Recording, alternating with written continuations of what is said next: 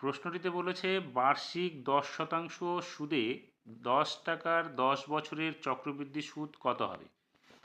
তার মানে আমরা এটাকে এইভাবে লিখতে পারি 10 গুণ 1 যোগ 10/100 বিয়োগ আসলটা, কারণ এটা হচ্ছে সমূল চক্রবৃদ্ধি, তার থেকে আমরা বিয়োগ করব আসলটাকে, তাহলে আমরা চক্রবৃদ্ধি সুদটা পেয়ে যাব।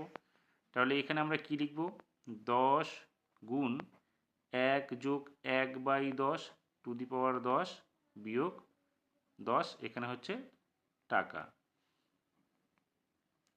তাহলে এখানে আমরা কি করব, 10 গুণ, এখানে যদি আমরা লসাগু করি তাহলে কত হবে, 11/10 পাওয়ার হচ্ছে 10 বিয়োগ 10 টাকা।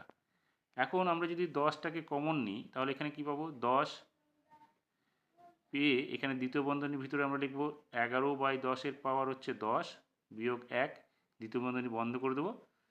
এখন আমরা এটাকে যদি এর লসাগু করি তাহলে কীরকম হবে, 10 এখানে দ্বিতীয় বন্ধনী রেখে দিলাম, আমরা কি করলাম এটাকে 11 পাওয়ার 10 করে দিলাম, এখানে 10 পাওয়ার 10 করে দিলাম বিয়োগ 1, তাহলে কত হচ্ছে 10। এখানে আমরা এটাকে করে দিলাম 10 পাওয়ার 10 লসাগু, তাহলে এখানে কত হবে 11 পাওয়ার 10 বিয়োগ, এখানে কিন্তু 10 পাওয়ার 10 হবে।